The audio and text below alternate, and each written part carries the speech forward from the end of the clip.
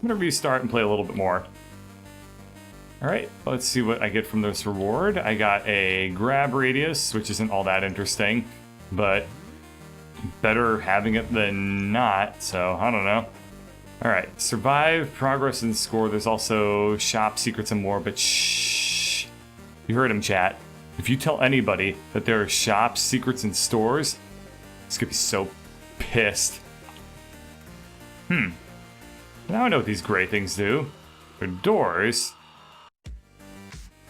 But this one appears to be unopenable. Oh, but it gave me a bunch of stuff for touching it.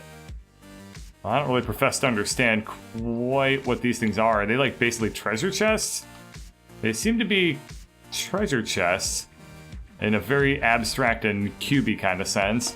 Oh good, splitter enemies. I like splitter enemies. They are good sources of gooditude. And there's also a bunch of upgrades here. Time explosion radius, level 3 damage radius, a whole bunch of good stuff. Usable items. Alright. Fire rate up, restore life. That's what I'm going to take. Alright, so I have one extra life should I take any more damage. That's reasonable. Definitely better to have it than to not. So what I'm going to do beforehand, I kind of stuck close to the bone and I stayed really close to where I started. I'm going to go exploring and looking for things like, you know, shops. So let's look at what the player stuff is.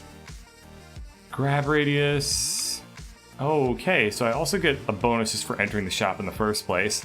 So that's encouraging me to explore. Very nice. Criticals.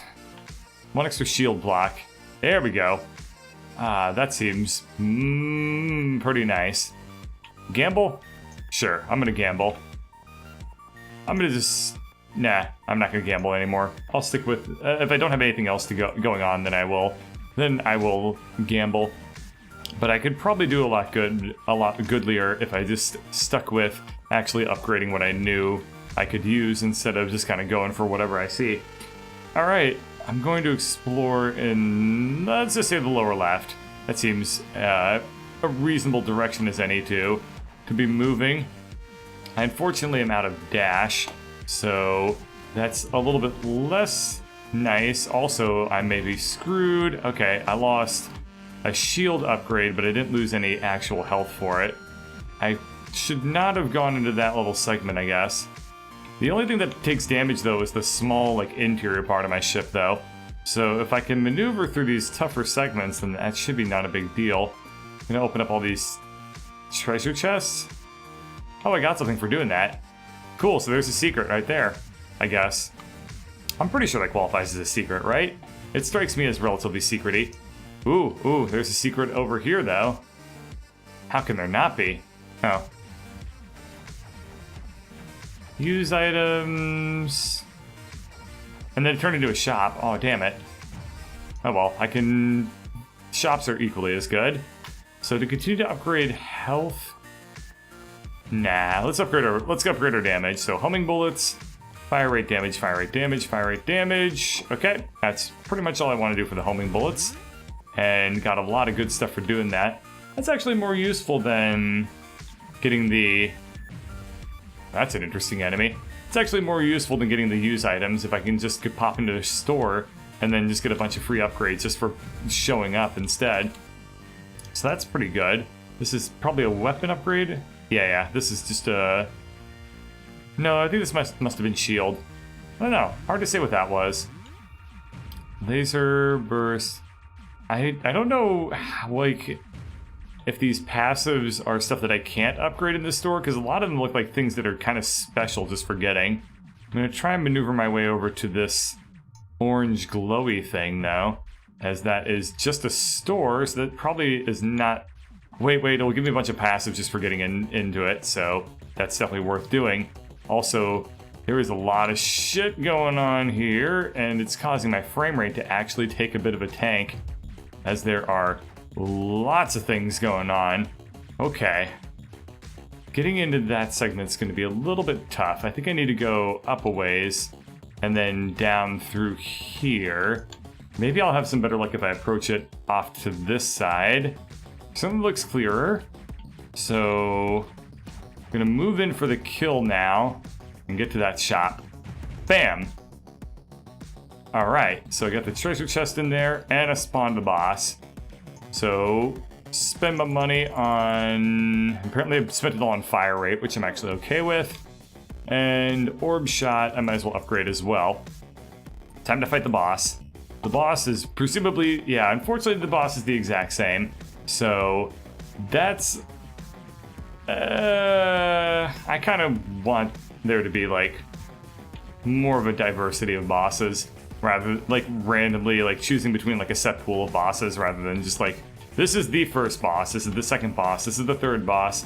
Like, I get that's pretty common with roguelikes, is that you're not gonna want to randomize, like, encounters too much. You want to have that be pretty straightforward for the player. But still, like, maybe I'm just a little bit spoiled on Binding of Isaac. Because, like, I don't know, something like NetHack tends to have, like, a lot of the same kind of zones appear over and over again, and the same things in a very, like, grand scale happen in the same order every time. So it's like, you know, you get to level, what is it, 10, and then that's the town, and then you get to level 20, and that's the end zone, and then blah, blah, blah.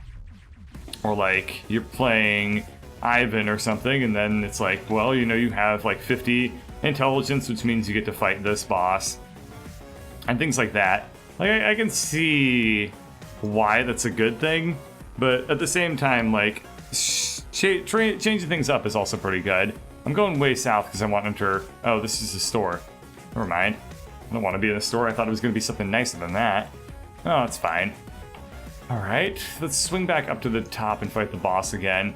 I see one of his little tenderly lions here. Have I killed all the things that are connecting?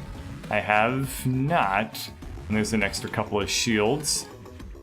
So I think I have full health and then 2 shields on top of that, which is pretty reasonable. So I'm not gonna feel too insecure. Maybe I'll take a couple extra risks, try to speed this along and kick some ass. Alright, gotta find the next one, which I guess they're just all kind of spinning outward from this guy.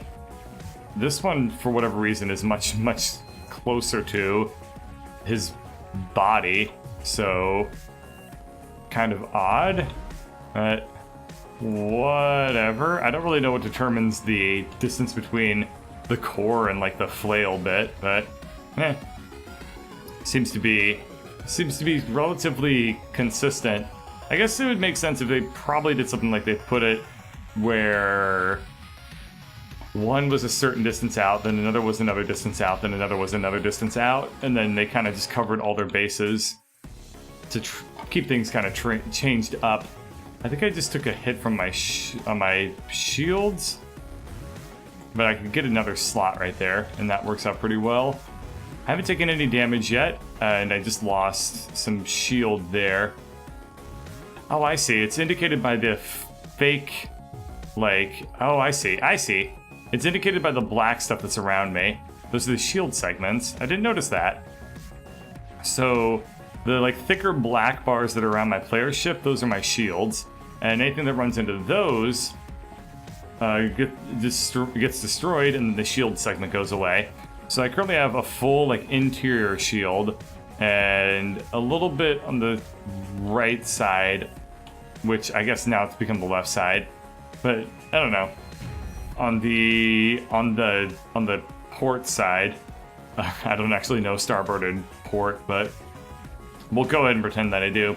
On the port side, I have a slightly strong hull, so I will, I don't know, prioritize getting damage on that side. Seems like kind of a weird thing to think about, is prioritizing where you're going to take damage, but maybe there's some game where that's, like, actually something that you could do.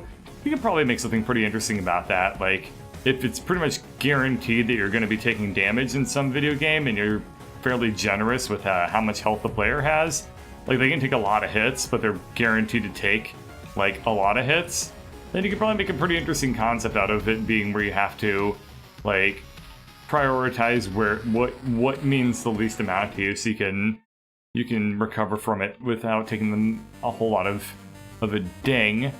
All right, time to upgrade. You're back. This is Zenzizenzic. It means take something to the 8th power. Okay, the homing bullets are still awesome, so I'm going to just continue to upgrade the shit out of those guys until it becomes a bad idea. And can I get another armor? I can get another shield block. So I will do that very thing. And then I can also get fire rate on the standard bullets. Okay, extra fire rate on the orb shot, and I am... Oh, that's how I get more health. I go to restore. And these upgrade my... Oh, interesting stuff. You have to unlock things in classic mode before you can use them in the roguelike mode. Very nice. And then this is all of my upgrades, apparently. So a lot of the upgrades that I've been getting have been mostly for special weapons. A little bit for player, too. Like, grab radius is more decent. I don't know. Exit the shop and move on to the next level. So this is KV Pac-Man Death World again. And this is known as Laser Shithole Town. It's got a pretty bad tourist board, unfortunately. Coming up with the term Laser Shithole Town, it's not so good for getting a whole lot of new blood and like new people just come in to visit. Like scenic shithole doesn't really quite roll off the tongue so well. It's sort of like Undeadburg in Dark Souls. It's like, yeah, I don't think you're going to be convincing a whole lot of people to come visit anytime soon. Come visit scenic shithole Laser Town, where the lasers are everywhere and the shit is actually in a reasonable quantity. You'd be surprised. I think I see... Okay, I can get to this store easily enough, and I'll get some good passives just for popping in. And then it looks like... Oh, I didn't get a whole lot of passives. I just collected a bunch of money. This is bullshit. Oh, there's a passive. Good. And also a chest. So it looks like I can also get up to, like, here and stuff. It makes some of the walls go away. It makes it a lot easier to get to, like, secret things. Cool. Looks like those guys shoot the lasers when you hit the corresponding piece. That is definitely true. That is exactly what they are doing. And I guess there's something to be said about strategizing how you're shooting them so you don't inundate yourself with too much laser. But on the other hand, it's just probably quicker to just kick their asses. Yeah, so they're going to shoot lasers every time I break a segment. Oh crap, I lost a tiny bit of shield. And a tiny bit more, apparently. It's weird. I thought that the black stuff was my shield, but I don't see it actually dissipating. Well, whatever. I'll take the bonus just for going to the shop. It was just money this time. Oh well. Alright, I wonder what the boss is going to be like for this segment. We had a pretty easy time with that first boss. He is incredibly gentle, in my opinion. So hopefully this one proves to be a little bit more, I don't know, active perhaps. Let's get shielded up. And yeah, I still don't actually see where the indicator for my shield is, but you know what? I am perfectly okay with it. As long as it is there. So I can buy a shield or a bullet orbital, eh? Alright, I'll buy the bullet orbital and see what that game's all about. It seems like I can probably assume what it's going to do is it's probably going to like stick around me, and then it's going to... These are just a bunch of eyeballs. Crap, crap, crap, crap, crap, crap. Oh, crap. Oh, crap. This ain't good. I also lost some of my weapons.